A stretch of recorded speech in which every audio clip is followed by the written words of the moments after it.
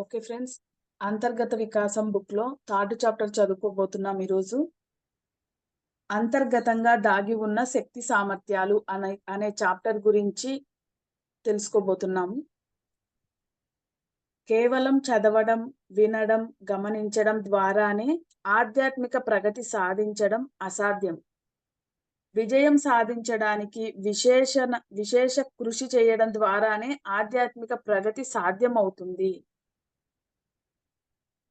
2 lines మళ్ళీ చదువు. First line చదువు. కేవలం చదవడం, వినడం, గమనించడం ద్వారానే ఆధ్యాత్మిక ప్రగతి సాధించడం అసాధ్యం. అంటే విజయం సా చదవడం, వినడం, గమనించటం. హ్మ్. అంటే ఎదుటవాడి జీవితాల్లో గమనిస్తున్నావు. బుక్ చదువుతున్నావు. క్లాసులు వింటున్నావు. వీటన్నిటి ద్వారా ఆధ్యాత్మిక ప్రగతి సాధించాము అని అనుకోకండి అంటున్నారాయన. బాగా పాయింట్ పట్టుకోండి. ఈ పాయింట్ పట్టుకుంటేనే మనకి నేను క్లాసులు చెప్తున్నాను, నేను బుక్ చదువుతున్నాను, నేను విశ్వసేవ చేస్తున్నాను అనే పదం నుంచి బయటకొస్తాం. విశ్వసేవ చేస్తున్నాను, విశ్వసేవలో నేను ఆ ఊరికెళ్ళి చెప్తున్నాను, ఈ ఊరికెళ్ళి చెప్తున్నాను, ఇవన్నీ పదాలు అవసరం లేదు. ఓకేనా? తర్వాత ఏం చదువు. విజయం సాధించడానికి విశేష కృషి చేయడం ద్వారానే ఆధ్యాత్మిక ప్రగతి సాధ్యమవుతుంది. విశేషమైన కృషి. ఏ కృషి చేయకుండానే ఆధ్యాత్మిక ప్రగతి జరగదు. ఇప్పుడు పత్రి సార్ కృషి చేస్తేనే కదా మరి దేశాల్లోకి ధ్యానం గురించి అంతకుముందు తెలుసు. ఇంకా ఇంకా విస్తృతమైంది కదా. ఇప్పుడు వంశీ సార్ కర్మ ధ్యానం గురించి చెప్తున్నారు, డ్రీమ్స్ గురించి చెప్తున్నారు, మీ అంతరంగాన్ని మార్చుకోండి అని చెప్తున్నారు. ఇవన్నీ వాళ్ళు కృషి చేశారు. కృషి చేయటం వల్ల జరిగింది. ఇక్కడ పాయింట్ అర్థం చేసుకోండి. తర్వాత చదువు. నిజ జీవితంలో వాస్తవంగా ఉపయోగపడని జ్ఞానం అడ్డంకిగా మారుతుంది. అది మీ మార్గంలో పెద్ద బరువుగా తయారవుతుంది. వాస్తవంలో అవసరమైనప్పుడు ఆ జ్ఞానాన్ని ఆచరించకపోతే అది అడ్డంకైపోతుంది. వాళ్ళ కృషి వెనక వాళ్ళని వాళ్ళు కూడా మార్చుకుంటున్నారు. ఇప్పుడు పత్రి సార్ కృషి చేస్తున్నారు, అందరికీ తెలియచేస్తున్నారు. తెలియజేయడంతో అయిపోలా ఆయన్ని. తెలియచేస్తూ అందరి అనుభవాలు వింటూ ఆయన ఆచరిస్తూ ముందుకు వెళ్తున్నారు. అలా ఎప్పుడైతే చేస్తారో అప్పుడే ఎదుగుదల జరుగుద్ది అని ఆచరణ అనే పాయింట్ ఎక్కువ చెప్తున్నారు.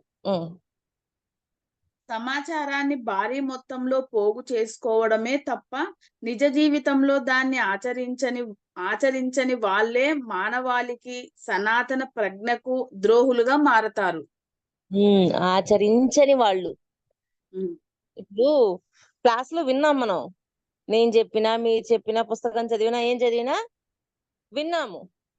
కానీ ఆచరణకు వచ్చేసరికి ఆచరించని వాడు ఒక విధం. ఆచరించడం అనేది చెయ్యాలి అని చెప్తున్నారు. టార్కం గారు విపరీతంగా ఆచరణ ఆచరణ ఆచరణ అని చెప్తారు. మీరు విన్నా, చదివినా, గమనించిన దీంతోటి మీరు ఆధ్యాత్మికంగా ఎదిగారు అని అనుకోమాకండి అని చెప్తున్నారు. అలాంటి వాళ్ళే గురువును, సనాతన బోధనలను నిందించారు.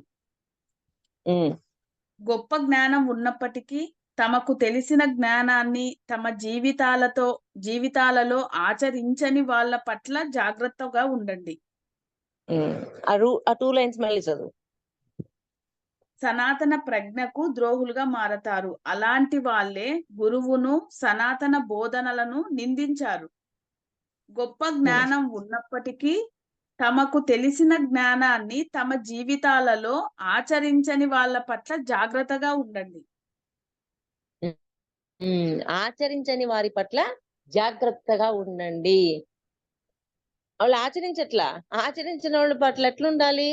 జాగ్రత్తగా ఉండాలి. ఎందుకంటే వాడి దగ్గర అవేర్నెస్ తో ఉండాలి, ఎరుకతో ఉండాలి. వాడి వాడి వాడి ప్రవర్తన ఎలా ఉంటుందో, వాడెలా ఉంటాడో ఆ జాగ్రత్త లేకపోతే మళ్ళీ కుదరదు.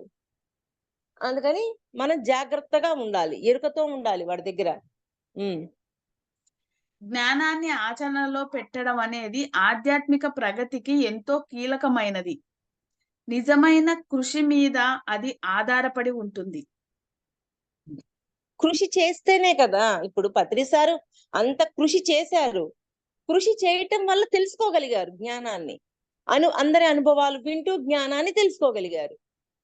అలాగని కృషి లేకపోతే ఏమి తెలియదు కాబట్టి ఆచరణ పెట్టడానికి కుదరదు. కానీ కృషి చేస్తూ అందరి అనుభవాల్ని తెలుసుకుంటూ, ఆ అనుభవాన్ని జ్ఞానంగా మార్చుకున్నారు. పరిస్థితి వచ్చినప్పుడు ఆయన కూడా ఆచరించారు. అలాగా ఇప్పుడు పత్రి సారు, వంశీ సారు ఎవరైనా పెద్ద పెద్ద మహాగురువులైనా సరే అదే పని చేస్తున్నారు. ఇప్పుడు మనం డ్రీమ్స్ ద్వారా అందరి బయట వాళ్ళ డ్రీమ్స్ వింటున్నాం. వాళ్ళ డ్రీమ్స్ లో జ్ఞానాన్ని పొందుతున్నాం. పొందిన జ్ఞానాన్ని అది గమనించాము, విన్నాము, అంతవరకు ఆగిపోయింది. ఆ జ్ఞానం మన పరిస్థితులు, మన జీవితంలో అటువంటి పరిస్థితులు ఎదురైనప్పుడు ఆ జ్ఞానాన్ని ఎంతవరకు ఆచరిస్తున్నాము అనేది గమనించుకోవాలి. కృషి చేయకపోతే ఆచరణ పెట్టలేము. ఎందుకంటే కృషి చేస్తేనే జ్ఞానం తెలుస్తుంది. జ్ఞానం తెలిస్తేనే మనం ఆచరణ పెట్టగలం. ఇవి రెండు ఒకదానికొకటి ఇంటర్లింక్ అయి ఉంటాయి. అది. ఇప్పుడు ఇప్పుడు నేను క్లాసులు చెప్పడం అనేది కూడా ఎందుకు చేస్తున్నాను? చెప్పే కొద్దీ ఇంకా ఇంకా ఇంకా లోతుల్లో నాకు తెలుస్తుంది. మీకు నేను చెప్పగలుగుతున్నారు.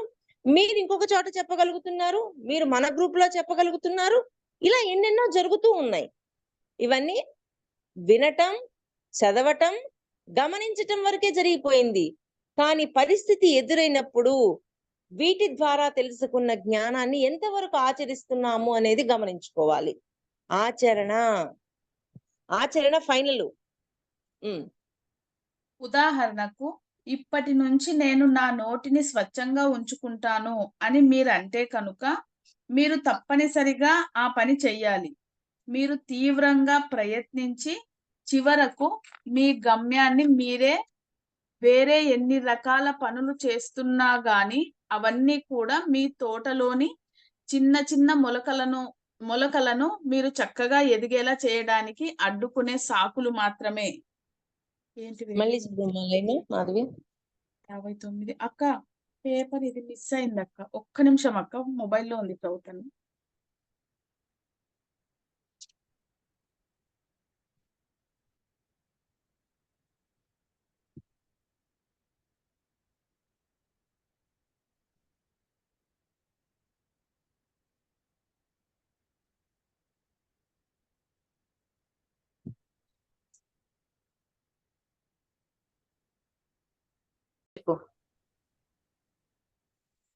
ఇప్పటి నుంచి నేను నా నోటిని స్వచ్ఛంగా ఉంచుకుంటాను అని మీరంటే కనుక, మీరు తప్పనిసరిగా ఆ పని చెయ్యాలి. మీరు తీవ్రంగా ప్రయత్నించి చివరకు మీ గమ్యాన్ని చేరుకోవాలి. అంటే స్వచ్ఛందంగా ఉంచుకుంటా అంటే ఎలా పడితే అలా మాట్లాడను. నా మాట స్వచ్ఛంగా వస్తుంది, ప్యూరిటీతో వస్తుంది. ఎన్ని అనుకొని, అంటే ప్యూరిటీతో అని కాదు, ఎలా పడితే అలా మాట్లాడను అనే ఒక భావంతో ఒకటి అనుకుని ఆ బీజాన్ని వేసేసాం మన లోపల. అప్పుడు మళ్ళీ అక్కడి నుంచి ఆచరించడం మొదలు పెట్టాల. చెప్తే సరిపోలా, ఆచరణ పెడితేనే అది పని పూర్తవుతుంది అంటున్నారు. మీ నోటిని అదుపులో ఎలా ఉంచుకోవాలో మీరు తెలుసుకోవాలి. ఇలా చేయడం అనేది చాలా గొప్ప సుగుణం. ప్రధానంగా నోటి ద్వారానే అన్ని రకాల చెత్త, విషపూరితమైన, వినాశకరమైన విషయాలన్నిటినీ వ్యక్తమవుతూ ఉంటాయి. అలా లైన్ 2 లైన్స్ మళ్ళీ చదువు. మీ నోటిని అదుపులో ఎలా ఉంచుకోవాలో మీరు తెలుసుకోవాలి. ఇలా చేయడం అనేది చాలా గొప్ప సుగుణం. అంటే ప్రధానంగా నోటిని అదుపులో ఉంచుకోవడం అనేది గొప్ప సుగుణం అని చెప్తున్నారు. అదుపు తప్పి మాట్లాడమాకు అంటారు. అంటే మీ మాట మీద మీకు ఎరుకు ఉండాలా. మీ మాట్లాడే మాట బయటకు వచ్చే లోపే ఆ ఉద్దేశం మీ పరిగణలో ఉండాలి. ఎప్పుడైతే మీ మాట యొక్క ఉద్దేశం మీ పరిగణలో ఉంటుందో అప్పుడు ఎక్కడ ఇరుక్కోము. ఒకవేళ జరిగినా కానీ ఉద్దేశం పరిగణలో ఉంది కాబట్టి ఒకవేళ ఏదైనా ఉన్నా కానీ కరెక్షన్ చేసుకోవడానికి ఉంటుంది. అందుకని అదుపులో ఉంచుకోవాల. అదుపు తప్పి మాట్లాడద్దు అంటుంటారు. ఎలా పడితే అలా మాట్లాడద్దు, జాగ్రత్తగా మాట్లాడండి, ఎరుకతో మాట్లాడండి. మీరు మీ మాట ఎదుట వాడిని నిందించే విధంగా ఉండకూడదు, హింసించే విధంగా మాట్లాడకూడదు, అలా ఉండకూడదు మీ వాక్కు అని చెప్తారు. అది అవన్నీ పాటించాలా.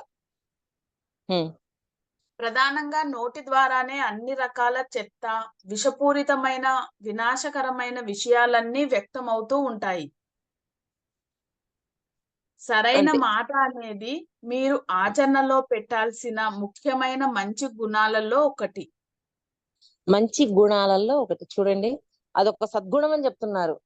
మీరు మాట్లాడే మాటలో మంచిగా మాట్లాడగలగటం, ఇవన్నీ చేయటం అనేది ఒక సుగుణం, ఒక అద్భుతమైన సద్గుణం, మంచి గుణం అని చెప్తున్నారు. మీ నోటిని అదుపులో ఎలా ఉంచుకోవాలి, లేదా మాటను సరిగ్గా ఎలా ఉపయోగించాలి అనే అంశం గురించి మీరు 500 పుస్తకాలు చదివి ఉండవచ్చు. కానీ బాబోయ్! మీరు 500 దాన్ని పుస్తకాలు చదివి ఉండొచ్చేమో. 500 పుస్తకాలు ఓన్లీ మాటకు సంబంధించి అదుపులో పెట్టుకొని మాట్లాడడానికి. కానీ మీరు దాన్ని పాటిస్తే తప్ప ఆ జ్ఞానం వలన ఎలాంటి ఉపయోగం ఉండదు. అది దాన్ని పాటిస్తే, ఆచరిస్తే, చేస్తేనే ఆ జ్ఞానం వల్ల ఉపయోగం ఉంటుంది. తెలుసు అంటే వినడం ద్వారా, చెప్పటం ద్వారా, గమనించడం ద్వారా ఏమీ కాదు అని ఫైనల్ గా ఆయన కొట్టి కొట్టి చెప్తున్నాడు. ఆచరణ, ఆచరణ, పాటించండి, ఆచరించండి అని ఓడే చెప్తున్నారు. ఆచరణ లేని ఇలాంటి జ్ఞానమంతా పోగై మీ ఆధ్యాత్మిక మార్గంలో అడ్డంకిగా మారుతుంది. అది ఈ ఆ జ్ఞానం అంతా పోగై ఆధ్యాత్మిక మార్గంలో అడ్డంకిగా మారుతుంది. అంటే పోగై అంటే ఆచరించినప్పుడు ఎంత తెలుసుకొని ఏం లాభం? లాభం ఏం లేదు కదా.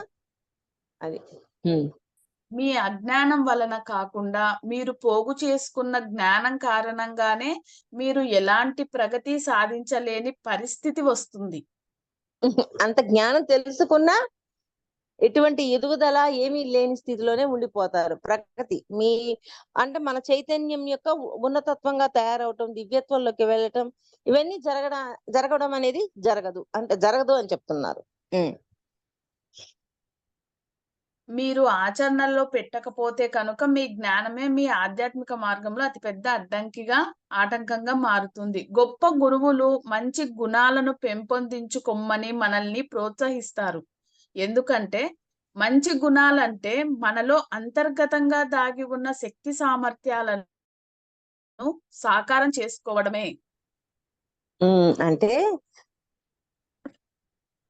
సద్గుణాలు, మీకు నేను ఎప్పుడు ఒక మాట చెప్తుంటాను, మీ ఆత్మలో దుర్గుణాలు పోయి సద్గుణాలుగా ఉంచుకోగలగాలి, సద్గుణాలను నిలుపుకోగలగాలి. ఎప్పుడైతే అంతరంగంలో సద్గుణాలను నింపుకుంటామో భౌతికంలో కూడా ఆ సద్గుణాలు మనం ప్రదర్శిస్తాం. నేను ఈరోజు ఈ సద్గుణాల గురించి, వీటన్నింటి గురించి నేను పట్టుకొని ముందుకు వెళ్తున్నాను అంటే టార్కం గారే నన్ను అర్ధరాత్రి పూట లేపి మరి ఈ బుక్ రీడ్ చేయించేవారు. 3 లేపుతారు. అయ్యే బాబాయ్ పడుకుంటా, నాకు ఓపిక లేదని పడుకున్నా, లేయి అని మాస్టర్స్ ఒప్పుకోరు, లేపుతారు. ఒక చాప్టర్ తీయిస్తారు, ఆ చాప్టర్ చదివిస్తారు ఒక అరగంట 3/4 గంట పాటు చదివించి మళ్ళీ పడుకోమంటారు. అలాగా అంతర్గత వికాసము నా లైఫ్ లో పెద్ద టర్నింగ్ పాయింట్. అంటే ఆ బుక్ వచ్చిన తరువాత ఓకే, నా ఆత్మలో దుర్గుణాలు ఉన్నాయి, ఆ దుర్గుణాలని సద్గుణాలుగా మార్చుకోవాలి అన్న అవగాహన నాకు వచ్చిందనమాట. అప్పటి నుంచి ఎక్కడ నాలో దుర్గుణం ఉంది, జీవుల్లో ఉందా, జీవాత్మలో ఉందా, ఆత్మలో ఉందా, మూడింటిలో ఎక్కడుంది నాలో దుర్గుణం, ఆ దుర్గుణాన్ని నేను సద్గుణంగా మార్చుకోవాలి, క్షమించగలగాలి, క్షమ అడగగలగాలి, కృతజ్ఞతతో ఉండాలి, ఇవన్నీ నేను సదా ఉండాలి. ఇంకా నా దగ్గరికి ఇప్పుడు మన దగ్గరకు ఒక పర్సన్ వచ్చారు. ఆ వచ్చిన పర్సన్ గతంలో మనం బాధ పెట్టినందువల్ల, రుణం వల్ల రావచ్చు, వాడు మనల్ని బాధ పెట్టడం వల్ల రావచ్చు, లేకపోతే ఒక హెల్ప్ చేయడం కోసమైనా రావచ్చు. నాకు ఈ 3 ఎక్కువ అనిపిస్తూ ఉంటాయి: క్షమించటం, క్షమ అడగటం, కృతజ్ఞత. ఆ 3 నా నోట్లో నుంచి మాట రావాలి అని కోరుకుంటుండేదాన్ని. కానీ ఈ కోరికలన్నీ రావడానికి తారకం గారే నాకు పెద్ద గురువు. అంటే నన్ను ఒక ఒక ఈ బుక్ నన్ను నా లైఫ్ లో పెద్ద టర్నింగ్ అన్నమాట. అసలు నేను చెప్పలేను అది. డ్రీమ్స్ ఒక టర్నింగ్ అయితే, డ్రీమ్స్ నుంచి నేను ఏ విధంగా ఆచరించాలి, నా అంతరంగంలో నేను ఎలా ఉండాలి అనేది తారకం గారు నాకు నేర్పించారు. అందుకని మీకు కూడా నేర్పించడానికి ఆయన రెడీగా ఉన్నారు. మీరు పట్టుకోండి. ఉమ్. ప్రతి మనిషి ఒక ఖజానా అని గ్రహించడం జీవితంలో అతి ముఖ్యమైన అంశం. అంటే ప్రతి మనిషి ఖజానానే. అంటే ఎవరిని చులకన చేయడానికి లేదు. ప్రతి ఒక్కరి నుంచి నేర్చుకోవడం అనేది ఉంది అని చెప్తున్నాడు ఆయన. వాడిలో ఖజానా ఉంది. వాడికి ఏ ఖజానా ఉందో ఆ ఖజానా మనకు కూడా రావాలా. ఉమ్. తాము విలువైన వాళ్ళు అని లేదా తమకు విలువ ఉందని అందరూ అనుకోరు. వాళ్ళు ఈ లోకంలో జన్మించారు. కానీ ఎందుకు జన్మించారో వాళ్లకు తెలియదు. చివరకు వాళ్ళు చనిపోతారు. అలాంటి వాళ్లకు జీవితంలో ప్రణాళికలు, గమ్యాలు ఉండవు. ఉమ్. మళ్ళీ చదవనాక. మళ్ళీ చదువు ఆ 3 లైన్స్. ప్రతి మనిషి ఒక ఖజానా అని గ్రహించడం జీవితంలో అతి ముఖ్యమైన అంశం. తాము విలువైన వాళ్ళమని లేదా తమకు విలువ ఉందని అందరూ అనుకోరు. వాళ్ళు ఈ లోకంలో జన్మించారు. కానీ ఎందుకు జన్మించారో వాళ్లకు తెలియదు. చివరకు వాళ్ళు చనిపోతారు. అలాంటి వాళ్లకు జీవితంలో ప్రణాళికలు, గమ్యాలు ఉండవు అంటున్నారు. అంటే వాళ్ళకి తెలీదు. కానీ ఇక్కడ ఏమంటున్నారంటే ప్రతి ఒక్కరూ ఒక ఖజానానే అంటున్నారు. కానీ వాళ్ళ గురించి వాళ్ళకి తెలీదు. భూమి మీదకి వచ్చాము, వాళ్ళకి ప్రణాళిక ఉన్నది అని తెలీదు. ఏం నేర్చుకుంటున్నామనేది కానీ నేర్చుకుంటూ వెళ్తుంటారు. నేర్చుకుంటుంటే పడుతుంటారు, లేస్తుంటారు, పడుతుంటారు, లేస్తుంటారు, అన్ని జరుగుతుంటాయి. కానీ వాళ్ళ గురించి వాళ్ళకి తెలియదు అంటున్నారు. కానీ ఈయనేం చెప్తున్నారు తారకం గారు? ప్రతి ఒక్కరూ ఒక పెద్ద ఖజానా అని చెప్తున్నారు. అది. అందువల్ల ప్రతి ఒక్కరూ పెద్ద ఖజానా అనుకొని పక్కనోడు తక్కువ అనేది చులకన భావం చూడకుండా వాడి నుంచి నేనేం నేర్చుకోవాలి అని గమనిస్తూనే ఉండాలి మనం. గమనించి మనము అలా నేర్చుకోగలగాలి. మన అబ్జర్వేషన్ ఎప్పుడు వాళ్ళలో సద్గుణాలు చూసాము. ఎదుటి వాడిలో సద్గుణాలు చూసాము. ఎంత బాగున్నాయి సద్గుణాలు, నాకు కూడా ఉండాలి అని బీజాలు మన లోపల వేసేయాలి ముందు. దానికి సంబంధించిన జ్ఞానం ముందు వేసేయాల. వేసేస్తే ఆ పరిస్థితి వచ్చినప్పుడు మనం ఆచరించాలి మళ్ళీ. మొదటి మెట్టేంటి? వినడం. అంటే వినడము, చదవటము, గమనించటం. ఈ 3 నీ ముందుకు వచ్చిన మనిషితోటి గమనిస్తూ చేస్తూ ఉండాల. వాళ్ళలో ఉన్న సద్గుణాలను తీసుకోవాలా. తీసుకున్న తర్వాత రెండో స్టెప్ ఏంటి? ఆ బీజాలు మన లోపల వేసేయాలి. ధ్యానంలో కూర్చొని బాగా మననం చేయాలి. మననం. నేను కూడా అలాంటి సద్గుణం నాలో ఉండిపోవాలా, నేను అలాగ ఉండాలి అని. మూడో స్టెప్ ఏంటి? ఆచరణ. అటువంటి పరిస్థితి వచ్చినప్పుడు నేను ఈ సద్గుణాన్ని ఆచరించగలగాలి అని అనుకోవాలి. ఈ మూడు చేస్తేనే ఫైనల్ అవుట్పుట్. మొదటిది ఒక్కటే గమనించటం, చదవటం, వినడంతో ఉంటే ఏమీ అయిపోదు. రెండవ మెట్టుకు వెళ్ళాలి మళ్ళీ. రెండవ మెట్టు ఏంటి? ఆ బీజాలు మన లోపల వేసుకోవాలా. ప్రతి ఒక్క బీజాన్ని లోపల వెయ్యాలా. ఎందుకని? వేస్తేనే, ఇప్పుడు ఒక విత్తనం వేస్తేనే కదా మొక్క వచ్చేది. విత్తనం వేయకపోతే మొక్క వస్తుందా? పెద్ద వృక్షం అవుతుందా? అందుకని ఏ జ్ఞానం అయితే తెలుసుకుంటున్నా ఆ జ్ఞానానికి సంబంధించిన బీజాలు లోపల వేస్తూ ఉండాలి. ఎప్పుడైతే లోపల వేస్తూ ఉంటావో ఆ బీజాలు ఉంటాయి. ఆ పరిస్థితి వచ్చినప్పుడు అది తెలియజేస్తుంది. మన మనస్సు, ఇంద్రియాలు తెలియజేస్తాయి. అలాగే ఆల్రెడీ నువ్వు ఈ బీజం వేసావు, ఇక్కడ ఈ జ్ఞానాన్ని ఇంప్లిమెంట్ చేయాలని మనస్సు, ఇంద్రియాలు చెప్తుంటాయి. కానీ ఆచరణ పెడుతున్నామా లేదా అనేది ఇంపార్టెంట్. మళ్ళీ అప్పుడు మూడో స్టెప్ ఆచరణ పెట్టగలగాలి.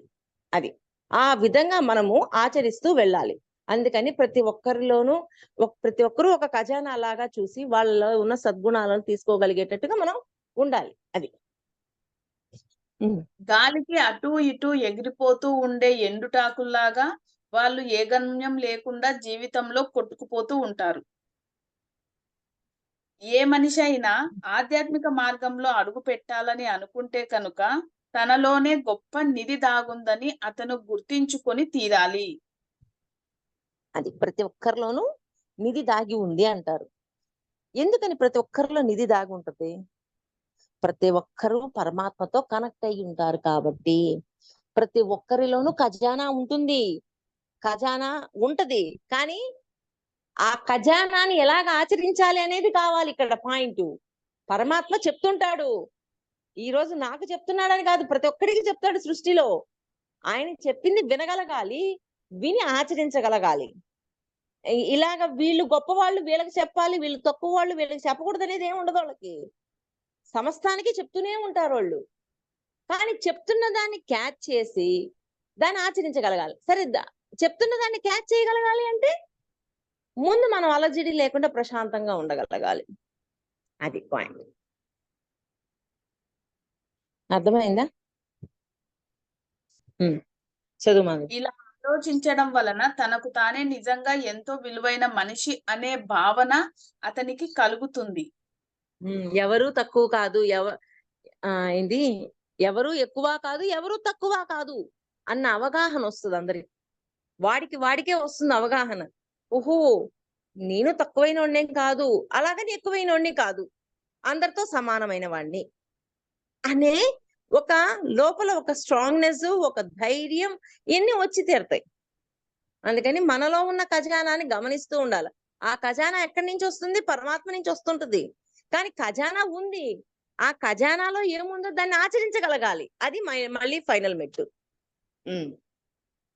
ఇలా ఆలోచించడం వలన తాను నిజంగానే ఎంతో విలువైన మనిషి అనే భావన అతనికి కలుగుతుంది. అతని హృదయం, మనస్సు, మానవాత్మల్లో నిధి దాగి ఉంది. హృదయము, మనస్సు, మానవాత్మల్లో నిధి దాగి ఉంది. అందుకే ఎవ్వరిని నిందించొద్దు, ఎవ్వరిని విమర్శించొద్దు, ఎవ్వరిని చులకన చేసి చూడొద్దు. ఎందుకంటారు ఇవన్నీ? మహాత్ములు, పరమ గురువులు ఈ పాయింట్లు పదే పదే ఎందుకు చెప్తారు? ఇందుకోసమే చెప్తారు. ఎవరు ఎక్కువ కాదు, ఎవరు తక్కువ కాదు, అందరూ సమానమే అన్న భావం రావడం కోసం వాళ్ళు ఎప్పుడు చెప్తూనే ఉంటారు. ఈ నమ్మకం, స్పష్టమైన అవగాహన లేకుండా ఏ మనిషి ఏమీ సాధించలేడు. తనకు ఎలాంటి విలువ లేదని అనుకునే వ్యక్తి ఎలాంటి విలువలేని జీవితాన్నే జీవిస్తూ ఉంటాడు. కానీ తనలో అమూల్యమైన నిధులు ఉన్నాయని తెలుసుకొని వాటిని పెంపొందించుకోవడానికి ప్రయత్నించే వ్యక్తి వాటిని మానవాళి ప్రయోజనం కోసం వినియోగిస్తాడు. మళ్ళీ చదువుమా 3 లైన్స్. ఓకే అక్క. స్పష్టమైన అవగాహన లేకుండా ఏ మనిషి ఏమీ సాధించలేడు. తనకు ఎలాంటి విలువ లేదని అనుకునే వ్యక్తి ఎలాంటి విలువ లేని జీవితాన్నే జీవిస్తూ ఉంటాడు. కానీ తనలో అంటే అమూల్యమైన ముందు లైన్ ఏంటి? అవగాహన ఈ నమ్మకం, స్పష్టమైన అవగాహన లేకుండా ఏ మనిషి ఏమీ చేయలేడు. అంటే ఈ నమ్మకము, స్పష్టమైన అవగాహన రెండు తప్పకుండా ఉండాలి. అవగాహన ఏంటి? ప్రతి ఒక్కరూ ఖజానా అని, ఎవరు ఎక్కువ కాదు, ఎవరు తక్కువ కాదు అని ఈ అవగాహన ఉన్నప్పుడు ఉండే విధానం ఒక విధంగా ఉంటది. ఆ అవగాహన లేనప్పుడు ఉండే విధానం ఒక విధంగా ఉంటది. అంతకుముందు జ్ఞానంలోకి రాకముందు మన అవగాహన ఎట్టుందే? ఒక్కడొక తప్పు చేస్తే వీడు అట్టాంటోడు, వీడు ఇట్టాంటోడు అని మాట్లాడే మనము ఇప్పుడేమనుకుంటాం? వాడు ఆ అనుభవం కోసం వచ్చాడు, కావాలంటే గైడ్ చేయాలి, హెల్ప్ చేయాలి. అంతేకాని వాడు తక్కువైనోడు, చులకన భావంతోటి, విమర్శించే భావంతోటి, ఈ భావాలతోటి మనం చూడం. మన అవగాహన మారిందా లేదా? అది. స్పష్టమైన అవగాహన లేకుండా ఏ మనిషి ఏమీ సాధించలేడు. తనకు ఎలాంటి విలువ లేదని అనుకునే వ్యక్తి ఎలాంటి విలువలేని జీవితాన్నే జీవిస్తాడు. విలువ లేదు అని అనుకున్నప్పుడు వాడికి అసలు విలువే లేనట్టే కనిపిస్తుంది కదా ఏదైనా. వాడి మీద విలువ ఉండదు, పక్కనోడి మీద విలువ ఉండదు. అసలు విలువ లేనట్టు ఏంటో ఈ జీవితం, ఏందో ఇలా వచ్చాం. కానీ అవగాహన పెరిగాక జీవితం ఒక అంటే ఈ జీవితం మనం నేర్చుకోవడానికి వచ్చాము. ఎన్ని జన్మలు ఎత్తినా సరే భూమి మీద నేర్చుకోవడమే ఫైనల్, నేర్చుకుంటూ ఉండడమే అని అవగాహన అయ్యాక జీవితం పట్ల విలువ పెరుగుతుంది. అప్పటిదాకా విలువ ఉండదు. ఎందుకని? వచ్చాము ఎందుకు మామూలుగా కూడా అందరూ అంటుంటారు. ఏందో ఈ జీవితం భూమి మీదకి రావడం ఎందుకు? పుట్టడం ఎందుకు? సావడం ఎందుకు? ఇవన్నీ ఎందుకని క్వెషన్‌లు వస్తుంటాయి. అంటే అప్పటిదాకా వాడికి అవగాహన లేదు. వాడికి ఆ ప్రశ్నతోటి వాడికి సమాధానాలు దొరుకుతూ ఉంటాయి. ఎప్పుడైతే సమాధానాలు దొరుకుతూ ఉంటాయి, వాడి అవగాహన పరిధి మారిపోతుంది. ఎప్పుడైతే అవగాహన పరిధి మారిపోతుందో జీవితం పట్ల విలువ తెలుస్తుంది. మరి చూడండి, విలువ తెలియకపోవడానికి తెలియడానికి మధ్య ఎంత జరిగిందో. కానీ తనలో అమూల్యమైన నిధులు ఉన్నాయని తెలుసుకొని వాటిని పెంపొందించుకోవడానికి ప్రయత్నించే వ్యక్తి వాటిని మానవాళి ప్రయోజనం కోసం వినియోగిస్తాడు.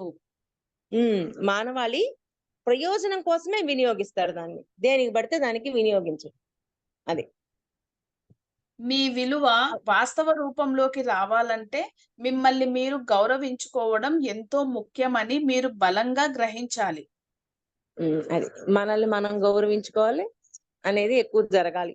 కానీ చదువు.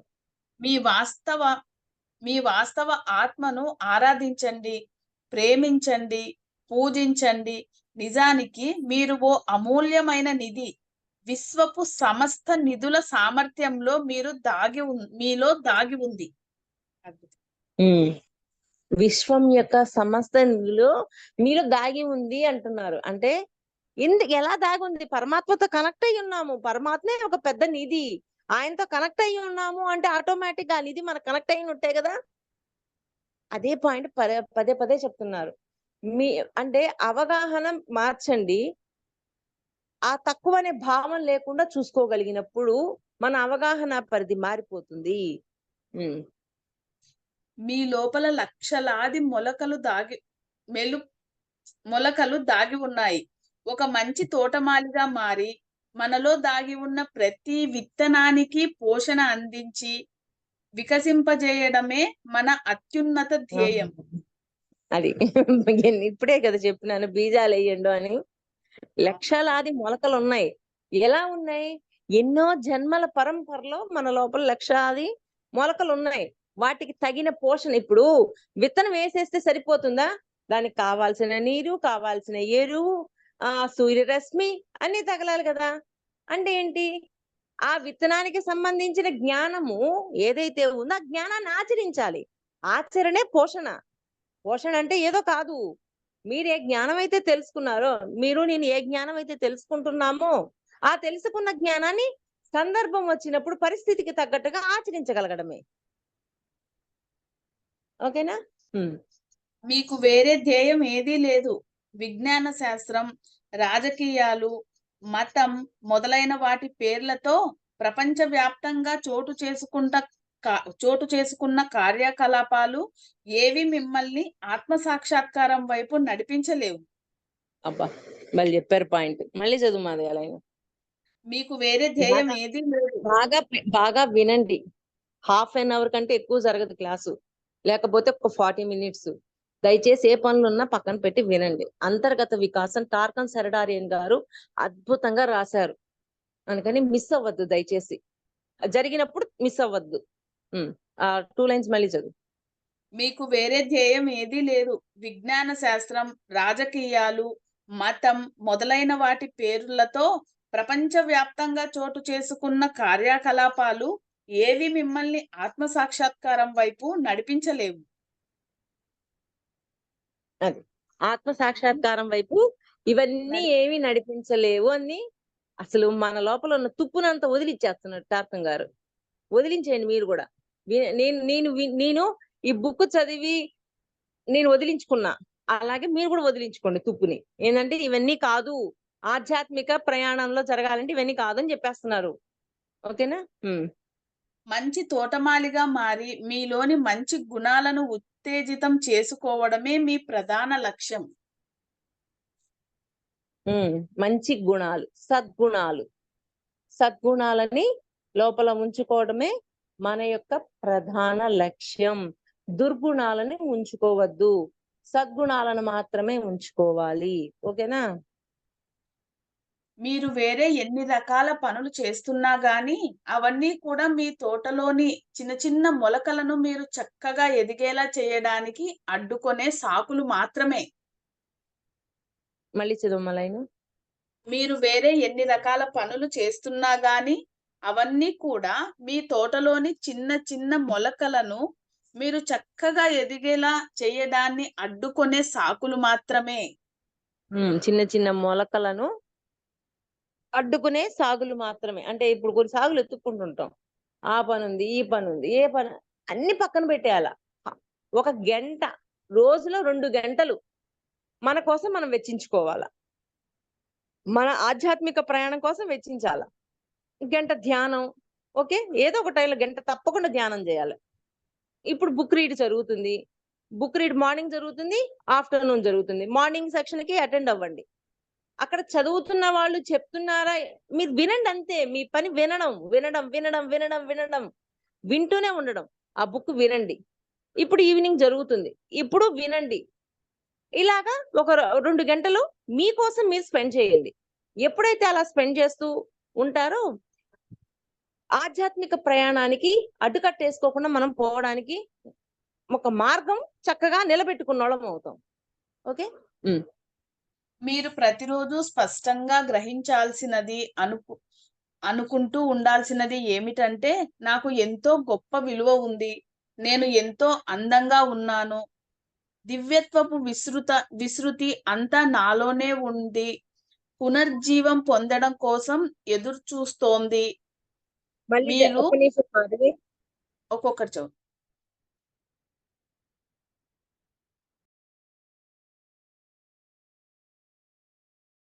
మాధవి చదువురా. మీరు ప్రతిరోజు స్పష్టంగా గ్రహించవలసింది అనుకుంటూ ఉండాల్సినది ఏమిటంటే, నాకు ఎంతో గొప్ప విలువ ఉంది. నేను ఎంతో అందంగా ఉన్నాను. దివ్యత్వపు విసృతి అంతా నాలోనే ఉండి, పునర్జీవం పొందడం కోసం ఎదురు చూస్తోంది. మళ్ళీ చదువు ఆ పాయింట్. 1కి 2 సార్లు మీరు చదవండి. మీరు ప్రతిరోజు మాస్టర్ బాగా స్పష్టంగా దృష్టి సారీ బాగా వినండి. పాయింట్ చక్కగా వినండి. మీరు ప్రతిరోజు స్పష్టంగా గ్రహించవలసినది అనుకుంటూ ఉండాల్సింది ఏమిటంటే, నాకు ఎంతో గొప్ప విలువ ఉంది. నేను ఎంతో అందంగా ఉన్నాను. దివ్యత్వపు విస్తృతి అంతా నాలోనే ఉండి, పునర్జీవం పొందడం కోసం ఎదురు చూస్తూ ఉంది. అంటే మీరు దివ్యత్వపు విస్తృతి నాలోనే ఉంది. పునర్జీవం పొందటానికి ఎదురు చూస్తుంది. ఎందుకని? మనం 1000 సీడ్స్ ఆఫ్ జాయ్ బుక్ లో చదివేటప్పుడు మనం చెప్పుకున్నాం. మొదటి జన్మల్లో దివ్యత్వంతో ఉంటాము. ఆ దివ్యత్వంతో తర్వాత విరుద్ధతలోకి వెళ్తాము. విరుద్ధత తర్వాత దివ్యత్వంలోకి వస్తాము అన్న. అంటే ఆ దివ్యత్వపు వెలుగు మనలోనే ఉంది. అంటే ఆ పరమాత్మతో మన కనెక్టివిటీ ఉంది. ఆ కనెక్టివిటీ వల్ల ఆ దివ్యత్వపు వెలుగు మన లోపల ఉంది. కానీ దాన్ని మళ్ళీ పట్టుకోవాలి మనం. దాన్ని పట్టుకోవాలి, దాన్ని ఆచరించగలగాలి. అది. అందుకే కదా ఇప్పుడు మాస్టర్స్ ఇచ్చే మెసేజ్‌లు ఎవరికైనా వస్తాయి. వీడికొస్తాయి, వీడికి రావనేది లేదు. ప్రతి ఒక్కరికి అందించబడతాయి. దాన్ని స్వీకరించగలిగే అంటే దాన్ని పట్టుకోగలిగే శక్తి మనకుండాలి. అది. మీరు వ్యక్తం చేసి సాకారం చేసుకునే మంచి విషయాలన్నీ కూడా మీకు గొప్ప విలువ ఉంది అనే స్పష్టమైన అవగాహన నుంచే వస్తాయి. అది. గొప్ప విలువ ఉంది అనే దాని నుంచే వస్తాయి. అలాని మళ్ళీ చదువమ్మా. మీరు వ్యక్తం చేసే సాకారం చేసుకునే మంచి విషయాలన్నీ కూడా మీకు గొప్ప విలువ ఉంది అనే స్పష్టమైన అవగాహన నుంచే వస్తాయి. అంటే సాకారం చేసుకున్నాం. ఇప్పుడు సద్గుణాలు ఉన్నాయి. అంటే మన లోపల ఆల్రెడీ ఉన్నాయి. వాటిని మనం సాకారం చేసుకుంటున్నాం. మళ్ళీ ఇప్పుడు ఆచరించి బయటికి వ్యక్తం చేసి వాటిని సాకారం చేసుకుంటున్నాం ఆచరించి. అది. ఆ పాయింట్ చెప్తున్నారు. మీకు గొప్ప విలువ ఉంది అనే స్పష్టమైన అవగాహన నుంచే వస్తాయి. మీపై మీరు నమ్మకం కోల్పోయిన వెంటనే మిమ్మల్ని మీరు తిట్టుకోవడమే కాకుండా మీ వాళ్ళందరినీ తిట్టుకుంటూ ఉంటారు. నమ్మకం కోల్పోతే చూడండి ఎంత అయిపోయిందో. మన మీద మనకు నమ్మకం కోల్పోతే మనల్ని మనం తిట్టుకోవడమే కాదు, మన చుట్టూనోళ్ళని కూడా తిట్టడం మొదలెడతాం. అంటే నేను ఒక దివ్యత్వంతో ఉన్నాను. నేను ఒక దివ్యత్వపు జీవిని. నాలో ఆ దివ్యత్వం ఉంది. నేను సౌందర్యంగా ఉన్నా. ఇవన్నీ మనకి ఎప్పుడు మన లోపల బై హార్ట్ అవుతూ ఉండాల. ఎందుకని అయినప్పుడు ఇప్పుడు ఒక ఒక దుర్గుణాన్ని ప్రదర్శించబోతున్నాం. ఆల్రెడీ మనం చెప్పుకొని ఉన్నాం. ఏంటి? నువ్వు ఇలా ప్రవర్తిస్తున్నావని మన మనస్సు, మన ఇంద్రియాలు ఇవే మనల్ని హెచ్చరిస్తాయి. మూసుకొని అక్కడ దుర్గుణాన్ని ప్రదర్శించకుండా సద్గుణంలో మార్చగలుగుతాం. అలాగా మనలో ఉన్న వాటిని వ్యక్తం చేయటం అనేది మన చేతుల్లోనే ఉంది. అంటే ఇలా ఒకసారి జరిగిందని మన మీద మనం నమ్మకం కోల్పోకూడదు. ఒకవేళ దుర్గుణమే ప్రదర్శించాం. ఒక్కొక్కసారి తెలియక పొరపాటు చేశాం. తప్పు చేశాం. అసలు సృష్టిలో తప్పు, ఒప్పు అనేది లేదు. పొరపాటుంది. ఆ పొరపాటు చేశాం. అయ్యో! అని మన మీద మనం నమ్మకం కోల్పోకూడదు. ఎందుకంటే మనల్ని మనమే ముందుకు తీసుకెళ్ళాలి. పరమాత్మ అయినా ఏం చెప్తాడంటే నువ్వు ఇలా ఉండని చెప్తాడు. అంతేగాని ఆయనేం మనల్ని తీసుకెళ్ళడు. మనల్ని మనమే ముందుకు తీసుకువెళ్ళాలి అన్నప్పుడు మన మీద మనకి నమ్మకం సదా ఉండాలి. సరే పొరపాటు జరిగింది. ఈ పొరపాటు మళ్ళీ చెయ్యకుండా నేను చూసుకోగలగాలి అని అనుకొని ముందుకు వెళ్ళాలి. అయ్యో! నేను పొరపాటు చేశానే, నేను ఇలాంటి దాన్నే, అలాంటి దాన్నే అని అనుకొని అక్కడే పడిపోకూడదు. ఇప్పుడు దుష్కర్మ చూసుకుంటాం. దుష్కర్మ చూసుకోగానే మనకు బాధొస్తది. ఎందుకంటే వాడికి అంత పెయిన్ ఇచ్చాం గదా! బాధొస్తది. అలాంటి తప్పు మళ్ళీ చెయ్యకూడదు అని అనుకుంటే పర్వాలేదు. కాకుండా ఇన్ఫీరియారిటీలోకెళ్ళిపోతాం. ఏమని? అయ్యో! నేనెంత అల్పుడిని, నేనిలా ఉన్నానే, అలా ఉన్నానే అనుకో. కానీ ఇప్పుడు లేవు కదా! గతంలో అజ్ఞానంలో ఉన్నాం కాబట్టి అలా ప్రవర్తించాం. అది పెరిగే కొద్దీ ఏమవుతుంది? మన మీద మనం నమ్మకాన్ని కోల్పోతాం. అలాగా మన మీద మన నమ్మకాన్ని సడలించుకోకుండా, ఆ నమ్మకంతోటి నేను ఎలాగైనా సరే ముందు లెసన్స్‌లో చెప్పిలా ఎన్ని కష్టాలొచ్చినా పర్వాలేదు. నేను ముందుకు ఎదగడానికే వచ్చినియి అన్న అవగాహనతో ఉన్నప్పుడు, మనం ఏం చేస్తాం? మన మీద నమ్మకాన్ని మనం కోల్పోము. అలాగా మన మీద మన నమ్మకాన్ని మనం కోల్పోకుండా చూసుకోవాలి.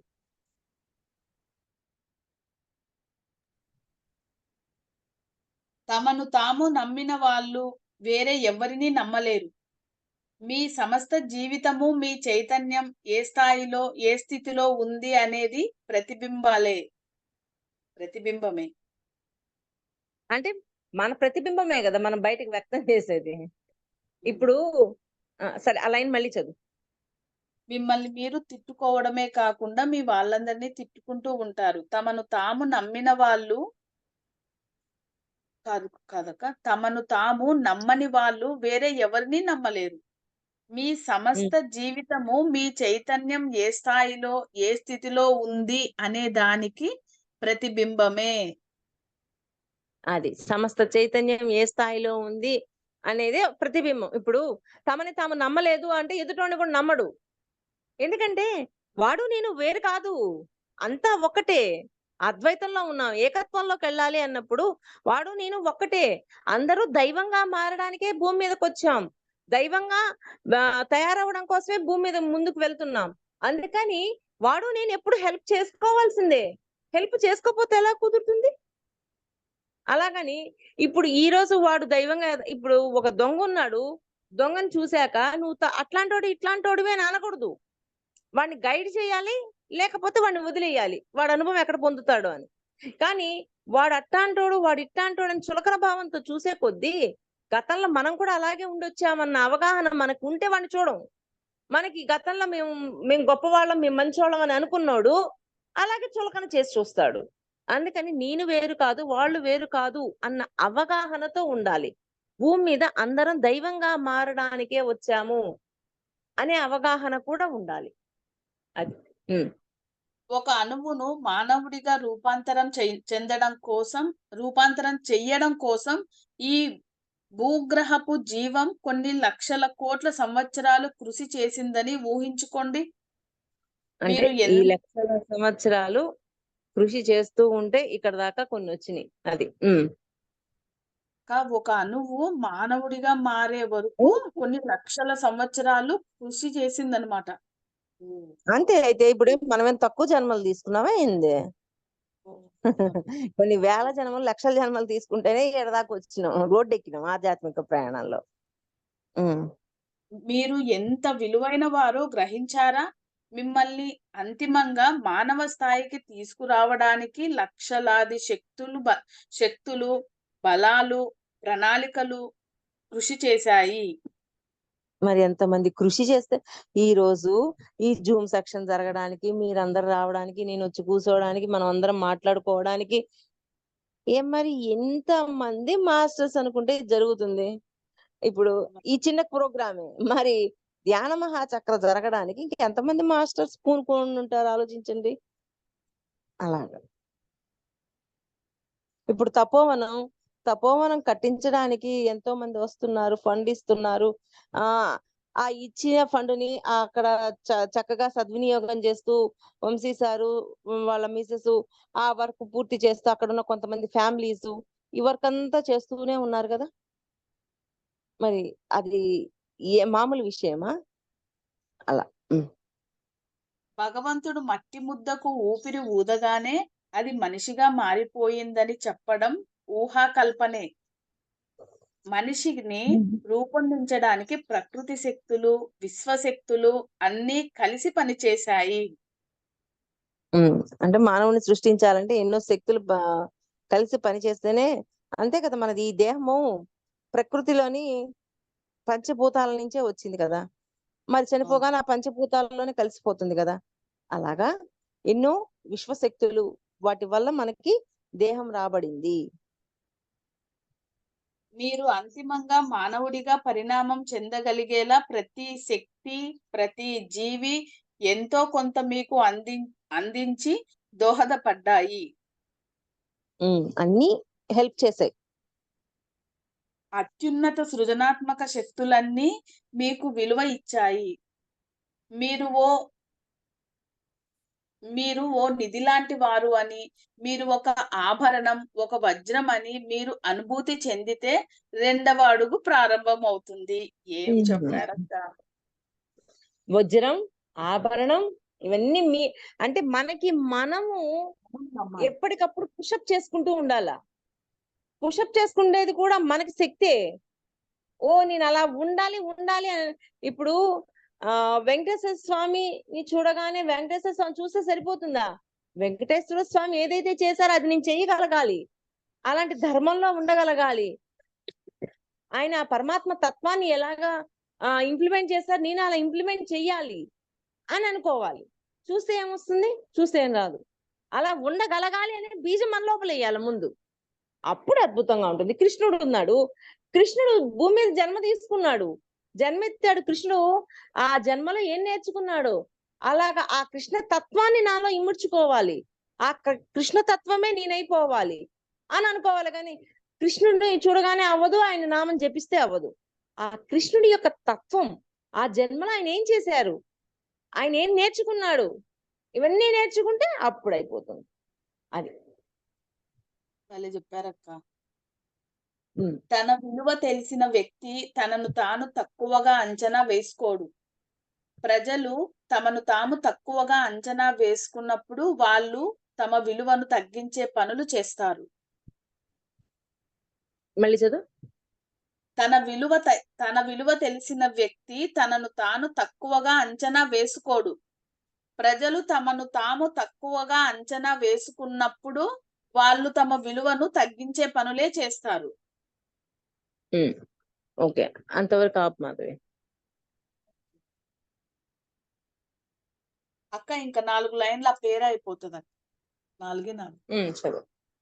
వాళ్ళు ద్వేషం, కోపం, భయం, ప్రతీకారం, అసూయ, వేర్పాటువాదం, మూర్ఖత్వం, గర్వం, అహంకారంలోకి దిగజారిపోతారు. ఎందుకంటే వాళ్ళకు ఆత్మగౌరవం లేదు. వాళ్ళ విలువ పైన వాళ్ళు ఆ! చదువు. వాళ్ళ విలువ వాళ్ళకు తెలియదు. ద్రోహం చేయడం లేదా నిందలు వేయడం చేసే వ్యక్తికి తన స్వంత విలువ గురించి ఏమీ తెలియదు. అతను కపటమైన వాడు. మీరు ఒక వజ్రమని, ఎన్నో ముఖాలున్న వజ్రమని మీరు స్పష్టంగా అవగాహన చేసుకున్న ఫలితంగానే మీలో సౌందర్యం ప్రసరిస్తూ ఉంటుంది. ఇప్పుడు 2 లైన్‌లు చదవనాక్క? పైన 2 లైన్‌లు చదువు. తన విలువ తెలిసిన వ్యక్తి తనను తాను తక్కువగా అంచనా వేసుకోడు.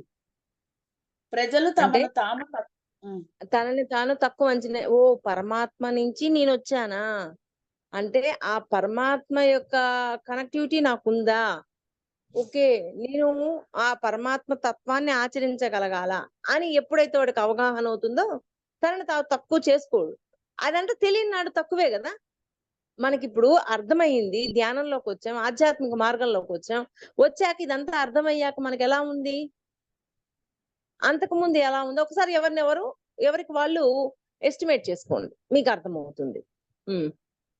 ప్రజలు తమను తాము తక్కువగా అంచనా వేసుకున్నప్పుడు వాళ్ళు తమ విలువను తగ్గించే పనులు చేస్తారు. తక్కువ అంచనా వేసుకున్నప్పుడు తక్కువ అంటే మంచి పనులు చేయరని అర్థం ఉమ్. తమ విలువను తగ్గించే పనులు చేస్తారు.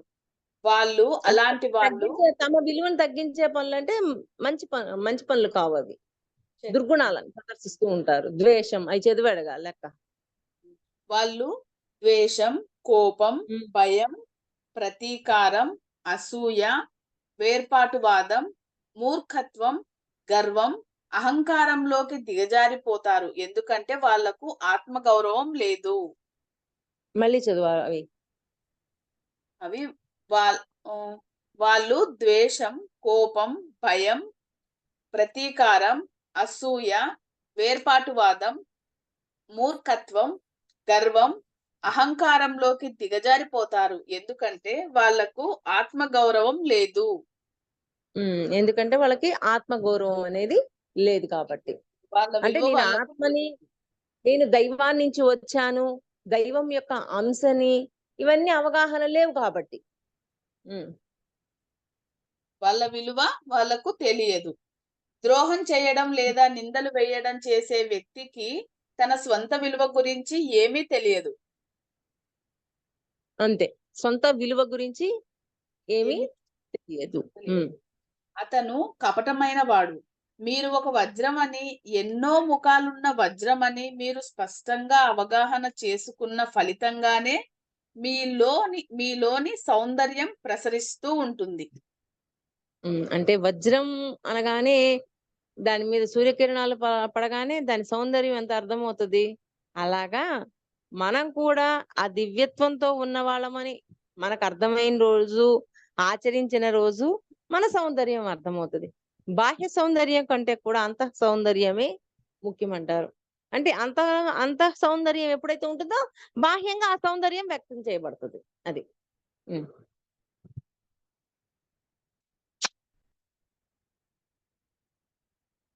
అంతేనా?